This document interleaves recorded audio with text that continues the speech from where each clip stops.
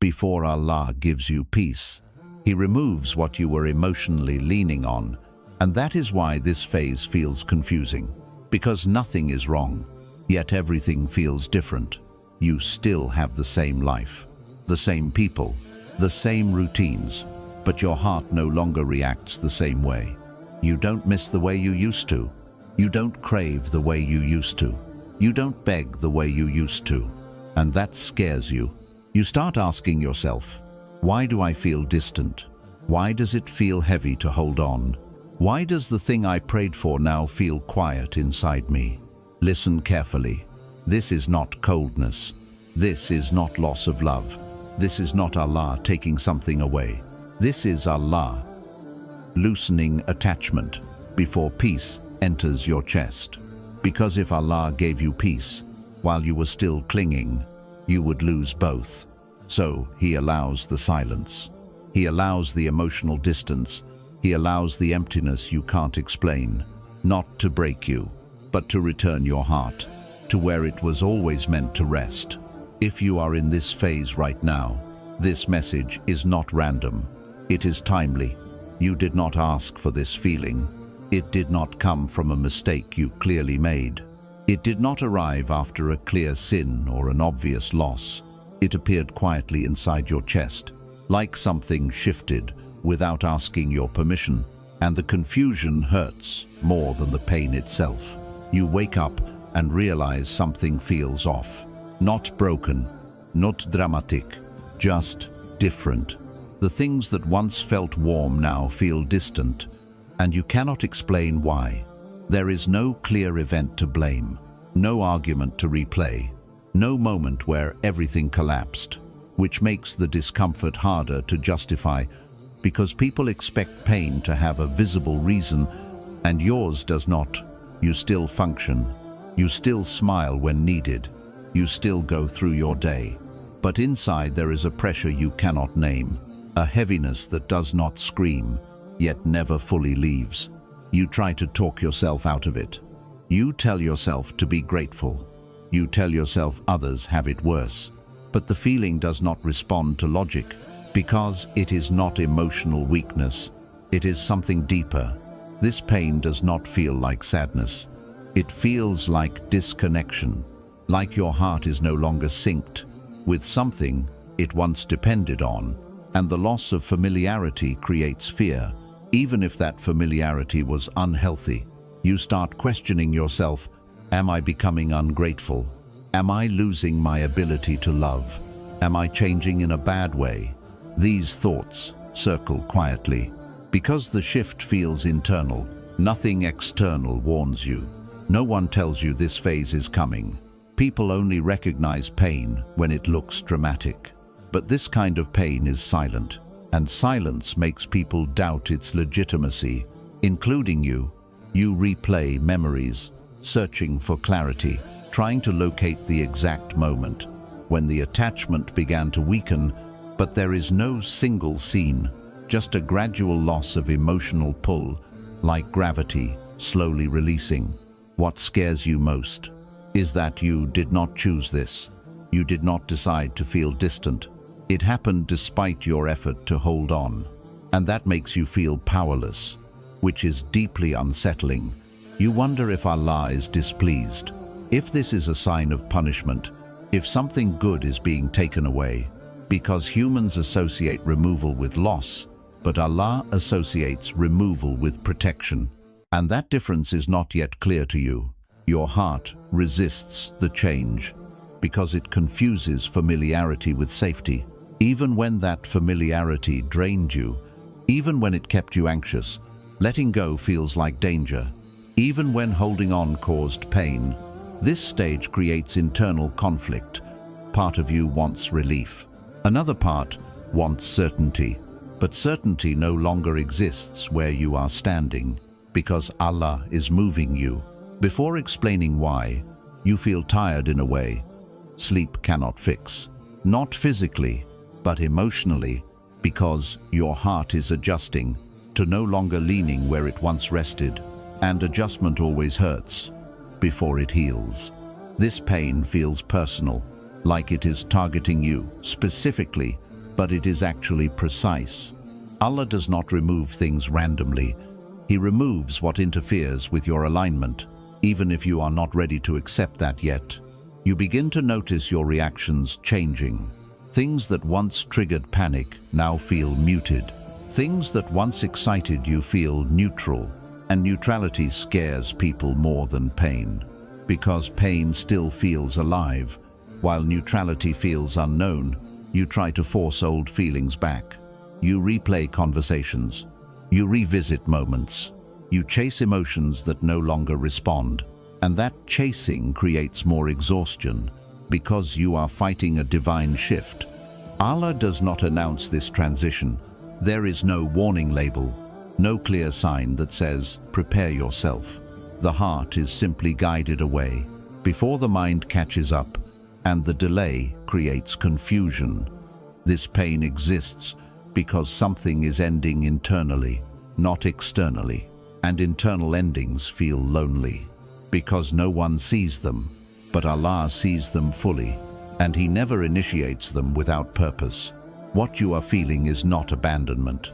It is redirection, not rejection, but protection from becoming emotionally dependent on something that was never meant to carry the weight of your peace. This confusing pain is the beginning, not of loss, but of separation between your heart and what it leaned on too heavily. And every peace Allah gives begins with this uncomfortable release. Most people never question attachment. They assume if something feels intense, if it occupies their thoughts, if losing it scares them, then it must be love. But intensity is not proof of purity. Sometimes it is proof of dependence. Love is spacious. Attachment is tight. Love allows movement. Attachment demands control. Love trusts Allah with outcomes.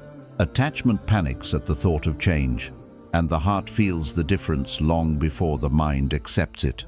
Attachment is built on fear, fear of being alone, fear of starting over, fear of losing identity. It convinces you that your stability lives outside of you, and that belief quietly drains your strength. Love does not threaten your peace. Attachment does. Love does not shrink your world. Attachment slowly narrows it, until your emotional range revolves around one thing, and everything else feels secondary or empty. When Allah looks at a heart, He does not only see what it loves, He sees what it depends on, and dependence on creation, even good creation, is still misplacement of trust. Attachment makes you tolerate imbalance. It makes you justify discomfort. It makes you silence your inner warnings, because losing the source feels scarier than living without peace. Love sharpens your values. Attachment dulls them. Love increases dignity. Attachment negotiates it away. And over time, the heart forgets what calm feels like. Because chaos became familiar, this is why attachment creates anxiety. Because deep down, you know what you are holding is not guaranteed, and the heart lives in constant fear of Allah testing that grip. Attachment turns people into emotional anchors, dreams into lifelines, outcomes into obsessions, and when something carries weight it was never designed to hold, it begins to crack, and so does the heart leaning on it. Allah does not remove love. He removes illusion. The illusion that something temporary can provide something eternal. And that illusion is dangerous because it competes with tawakkul. When attachment dominates, dua becomes negotiation, not surrender. Worship becomes conditional, not grounding, and faith becomes anxious instead of steady. You start asking Allah to preserve what He never promised, instead of asking Him to preserve your heart. And that inversion quietly shifts priorities, until peace becomes secondary to emotional survival. Attachment is loud inside the chest, always demanding reassurance, always needing confirmation, always asking for signs. Love does not shout, it rests. When attachment weakens, People say they are losing feelings, but what they are actually losing is emotional dependency, and dependency leaving feels like fear at first. Allah knows that if He allows attachment to deepen, it will eventually break you, so He intervenes early. By loosening the emotional bond before it turns into an idol. This is why attachment removal feels cruel, because the nafs hates losing control. It hates uncertainty, and it hates trusting what it cannot see. Even when that trust leads to peace, love grows when trust grows. Attachment grows when fear grows, and Allah does not cultivate fear in the heart of a believer. He removes what feeds it, even if the removal hurts. Attachment makes you ask, what if I lose this? Love makes you ask, what if Allah has something better? And those two questions cannot coexist in the same heart. The moment attachment begins to loosen, the heart enters confusion, because it no longer knows how to relate. Without urgency, without fear, without emotional grasping. This is why Allah separates attachment before peace, because peace cannot settle in a heart that is constantly bracing for loss. Stability requires release, not control. Allah wants your heart steady, not desperate, grounded, not clinging. And that requires teaching you the difference between loving something and needing it. Once you understand this, you stop fighting the distance, you stop chasing old intensity, and you begin to recognize that what is leaving was not love, but something that stood in the way of peace. When attachment begins to loosen, the body reacts before the mind understands. Your chest tightens, your thoughts become restless, and your emotions swing without warning, because the system your heart relied on is quietly being dismantled. This phase feels physical, not just emotional. You feel tired without reason, heavy without activity, drained even after rest, because your nervous system is recalibrating. After depending on a false source of safety, you may feel the urge to check, to revisit, to reconnect. Not because something is missing, but because your brain is searching for familiarity, and familiarity feels like survival. Even when it caused harm, memories surface unexpectedly, not as nostalgia, but as craving.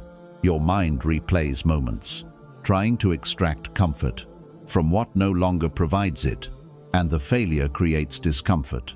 This is why it feels like withdrawal, because your heart was conditioned to receive emotional relief from a source Allah never intended to be your stabilizer. And removing that stimulus causes shock. You might mistake this for regression. You think you are going backwards, but you are not losing progress. You are losing dependency. And dependency always resists its own ending. Your emotions fluctuate rapidly.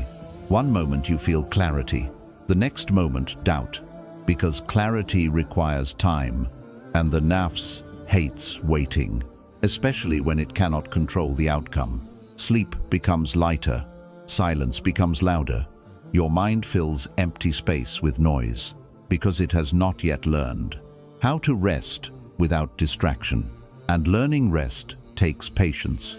You may notice your dua changing, less words, more pauses, because you are no longer asking from desperation, but the habit of urgency has not yet left your system.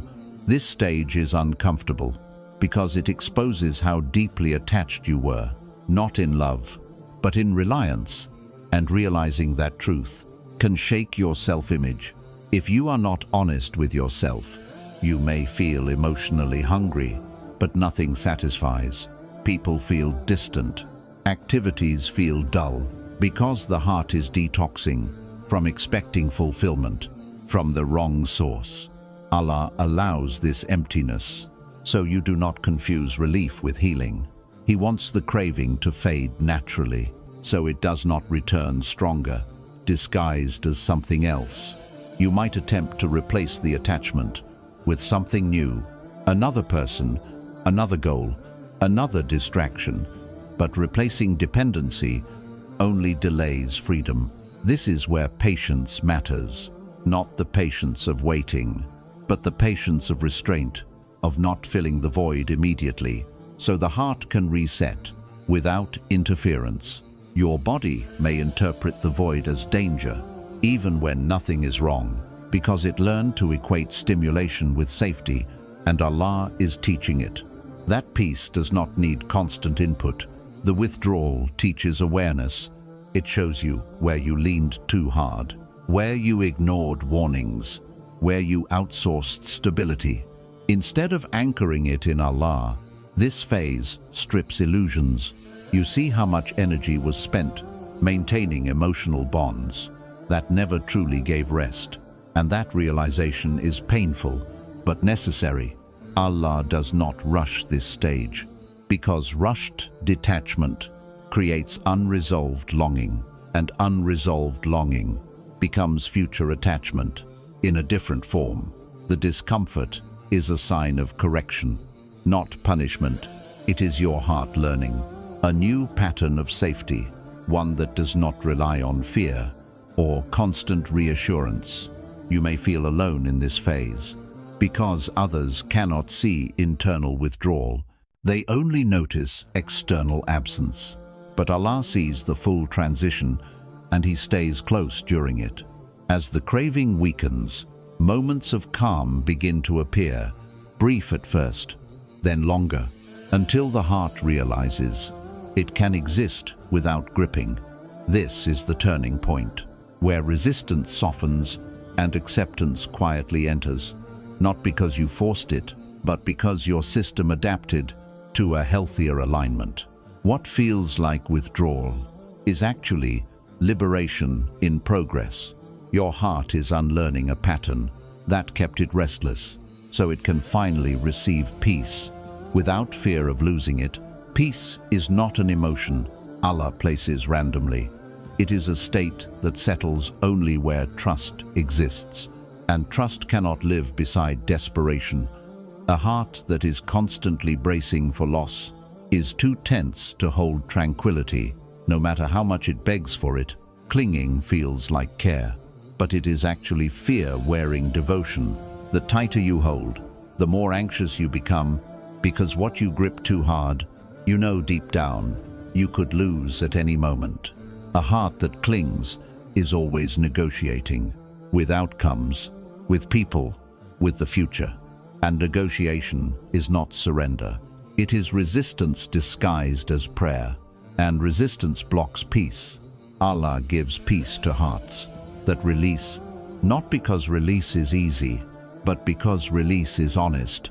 It admits human limitation and places trust back where it belongs, with the one who controls all outcomes.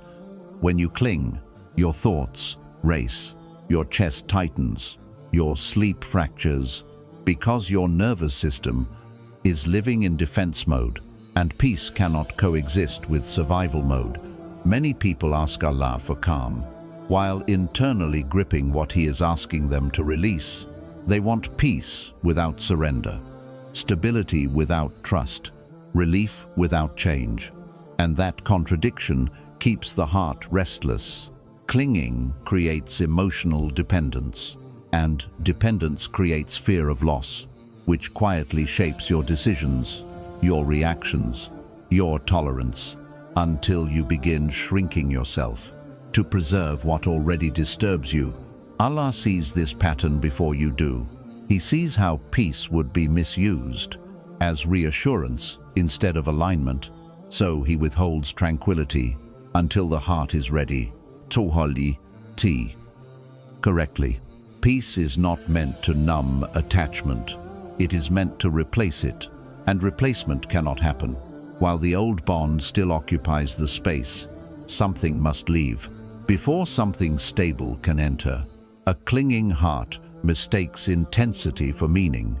It believes constant emotion equals depth, but depth is stillness. Depth is calm, awareness. Depth does not panic at silence or change. This is why Allah allows discomfort to grow when clinging increases, because discomfort exposes what peace cannot enter. It reveals misalignment and invites correction without words. Clinging also distorts perception. It makes you exaggerate loss and minimize harm. You remember what soothed you, but forget what drained you. And peace requires honesty about both. When Allah removes peace temporarily, He is not being cruel. He is preventing dependency from solidifying, because peace tied to attachment would collapse the moment that attachment shakes. And Allah protects you from that collapse. A heart that clings seeks guarantees from a world that offers none, and every unmet guarantee creates anxiety until the heart learns that certainty exists only with Allah. Letting go is not abandonment. It is repositioning. You are not releasing love. You are releasing control. And control is the enemy of peace. Even when it feels protective, this phase humbles the heart. It shows you how much you demanded from what could never promise stability, and humility is required before peace can settle. Without arrogance or fear, clinging also creates resistance to Qadr. You try to preserve outcomes instead of accepting direction, and peace only flows when you stop arguing with what Allah is rearranging. Allah does not give peace to calm you down, so you can continue clinging. He gives peace to anchor you, so you no longer need to cling. That distinction matters. The heart that releases feels lighter before it feels calm, because weight leaves first, then stillness arrives. And confusing lightness for emptiness causes people to panic prematurely. This is where trust is tested, not in words, but in behavior. Do you loosen your grip even when clarity has not arrived, or do you tighten it out of fear? Peace enters quietly when the heart stops bracing, stops monitoring, stops fearing loss. Not because loss disappears, but because trust replaces control. What Allah is teaching here is that peace is not a reward for enduring attachment. It is the result of outgrowing it. And once the heart understands this, tranquility no longer needs to be chased. After attachment loosens, silence enters, not the peaceful kind at first, but the unsettling kind, where the mind keeps asking, why nothing feels the same anymore? This silence feels wrong, because you were used to emotional noise, message, thoughts, reactions, anticipation, and now the absence feels like something is missing. You sit with yourself more often, not because you chose solitude, but because distractions no longer work. Things that once filled the space now pass through without leaving warmth, and that creates discomfort. The heart interprets this quiet as emptiness, because it confuses stimulation with meaning. When stimulation fades, the heart panics, assuming it has lost something valuable. Instead of recognizing a reset, people around you may not notice the change. They see you functioning, talking, moving forward, but internally you feel paused, like life slowed down. Without explanation or warning, this stage feels neutral, not happy, not sad, just flat. And neutrality scares people, because pain still feels familiar. While neutrality feels undefined, you may feel tempted to fill the silence with new attachments, new conversations, new emotional loops, because filling space feels safer than sitting with unknown stillness. But rushing to fill this space interrupts the process, because this silence is not absence, it is preparation, and preparation requires room. Allah creates this quiet intentionally, so your heart can hear itself again, without outside influence, without emotional dependency, without constant reassurance. In silence, you begin to notice patterns. How often you reached for others, how rarely you rested internally, how much energy you spent managing emotions. Instead of grounding them, This realization can feel heavy, because awareness removes excuses. You cannot unsee where you leaned too much, or where you avoided stillness. But awareness is the doorway to peace. The silence tests patience, not the patience of waiting for relief, but the patience of not interfering, of allowing the heart to recalibrate. Without forcing meaning too soon, your thoughts slow down unevenly, sometimes calm, sometimes restless, because the system is learning how to exist without constant stimulation, and learning takes time. This stage exposes avoidance. You notice how often you escaped discomfort with noise, with connection, with emotional activity, instead of sitting with yourself. Allah allows the discomfort of silence, so you stop mistaking distraction for healing, because distraction postpones pain, while silence transforms it. You may feel disconnected from joy, but joy is not gone. It is simply no longer dependent on external triggers, and that shift feels strange before it feels freeing. The emptiness you feel is actually unused space, space where peace will settle. Once the heart stops searching for something to fill it prematurely. Many people fail this stage. By rushing into replacement, they fear silence, so they attach again, and the cycle repeats with a different form. If you allow the silence, without labeling it as loss, it begins to soften. It becomes less threatening, less loud, and more spacious. This space is where alignment begins, not with answers, but with internal grounding.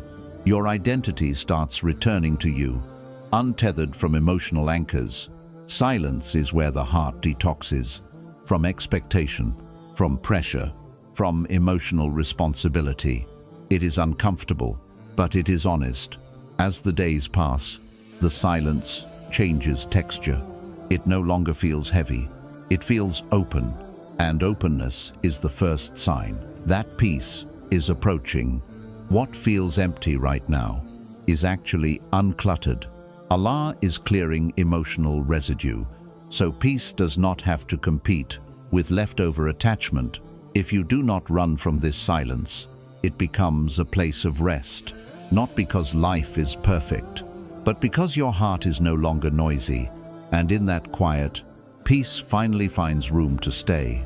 If you are listening to this, and something inside you feels quieter than it used to, not broken, not empty, just softer, do not rush to fill that space. What you are experiencing is not loss, it is release. Allah does not remove attachment to leave you unstable. He removes it so nothing controls your peace again. This phase is not about getting something back. It is about getting yourself back. And once your heart no longer clings, once it no longer begs, once it no longer fears what might leave, peace does not need to be chased. It arrives quietly, gently, without warning. If you are in this moment right now, this is not the end of your story. It is the moment your heart finally becomes light enough for peace to stay.